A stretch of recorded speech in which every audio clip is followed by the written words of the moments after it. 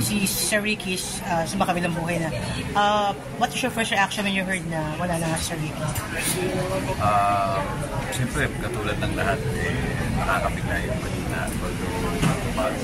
Alam naman namin na nasa ospital siya. Hindi rin namin alam. Hindi lang namin alam kung nakauwi na ba siya o hindi. So, yun na lang yung balita na talaga na alam namin. Siyempre, ano po na hindi lang namin natataw na balitaan niya namin. When was the first time na nalaman niyo nasa ospital siya? 7 months ago? 6 months ago? Kasi matagal naman. This year? January? Early this year yata ba? Nakadalaw ka ba? Kasi alam ko may sobrang nilimit lang yung pwede doon. Dapat. Pero may mga times nangyari, pupunta na ako, may pinagbawal. Kasi parang may... Full immune system. May days na hindi pwede talaga. Timing ba? Hindi na timing. What are your fondest memories about Sir Ricky? Pinaka hindi ko makakalimutan. Kasama kami sa isang lock-in during the pandemic. Kasama kami.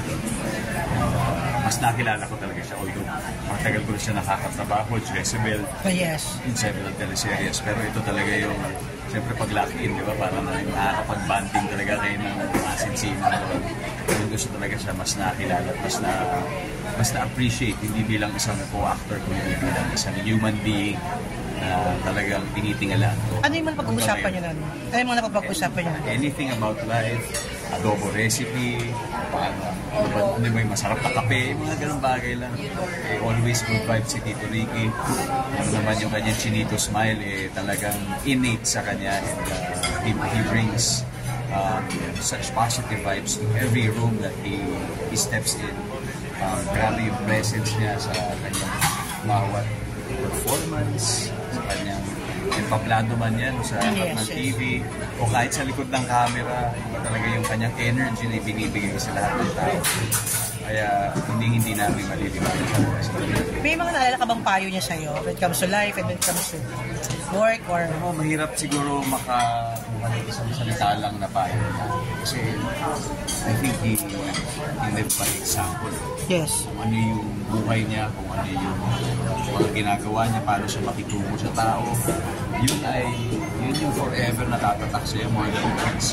Talagang yung actions niya speak louder than words, so to speak. So, pinakamahalaga sa lahat. Paano siya isang mabuting tao sa mga tao na kapaligid sa kanya, lalong-lalo na sa kanya yung mga katrabaho. Nakaduwit mo ba siya?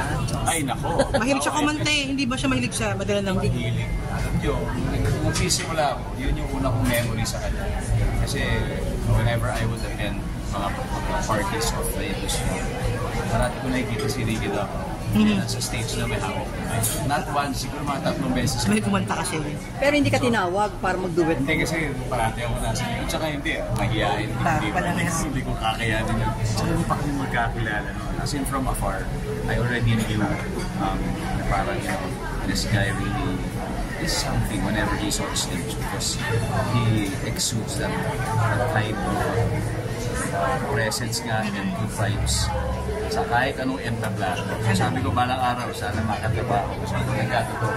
Anong show yung nagkasama kayo nung pelikula? Jezebel. Yung nag-locking kayo? Yung alternate. Alternate. One of the I Can See You episodes. Mini-series lang.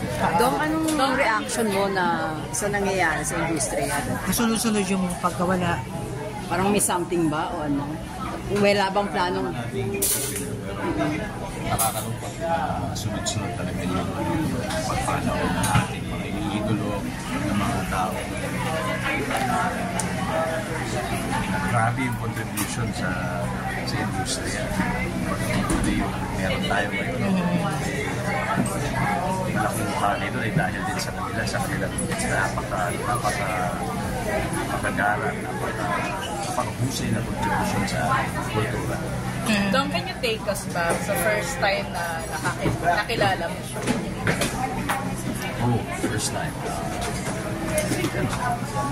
Jezebel based din. First impression mo sa kanya and did it change as you got to yes? May Kid Davao. Si Tony.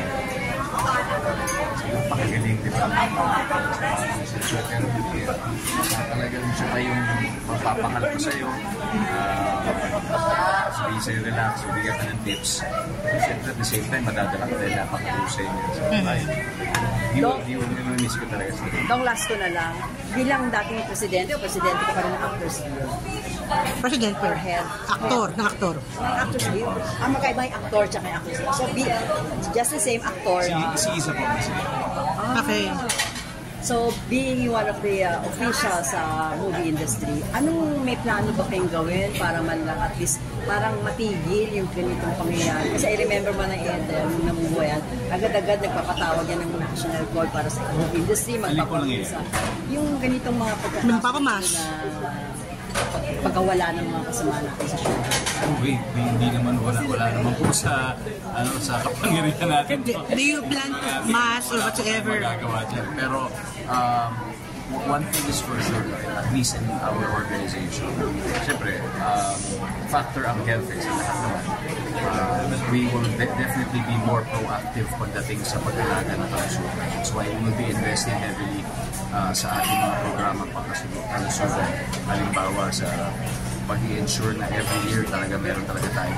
Yun yung talagang i-instill natin sa lahat ng members namin. Kasi siyempre, bago pa dumating sa kanilang mga sakit, di ba gusto natin ma-prevent siya. But more importantly, we encourage a healthy lifestyle. Kumbaga proactive na reactive kaysa minsan. But I mean, these things, wala talaga tayong control. Ang pwede lang natin siguro magbigay ay yung access. Yung access sa healthcare, access sa mga bagay na kung pwede mag-prevent ng mga ganitong bagay in the future. But again, nasa mga pamilya, nasa Doc, since nabanggit ni Julian, and of course you mentioned wala kayong control, but I think this concern, may control kasi kayo. Kasi parang, well, not just recently, di ba, sunod-sunod, but before then, na every time a celebrity dies, parang may mga fake news na usually same YouTube channels na parang, I don't know, kasi I know you have a legal team naman, they plan to in the future, paano yun? Well, nagpa-fake news sila yung sa mga ibang mga YouTube channels na narration na even going as far as I don't know how nila nakuha as posting yung post ni Tito Ricky sa hospital. Ginawa mga fake news na mana. Kaya kami nagpapasalamat kami sa mga katulad the true journalists that really yung vet. Kasi marami talaga yung pinagkakataan nila yung mga ganitong kwento na mali. At yung delikado dyan, minsan it can actually endanger someone's life.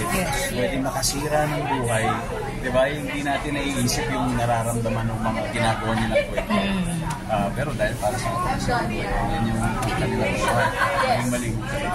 Kaya ako, nananindigan tayo na talagang let's really promote responsible usage of social media. Siyempre, lalo na pag may sinishare tayong balita, siguraduhin natin totoo, di ba, kung sensitibo man yan, lalo na sa mga bagay na ito, siguraduhin lang natin na may basbas ng pamilya. Di ba, may ethics yun, may ethical standards. Hindi alam ng lahat. Kaya sana kayo rin, di ba, ma-educate rin kami or kaya yung ibang users ano pa yung mga dapat saka hindi dapat sa paggamit ng social media or ng media in general.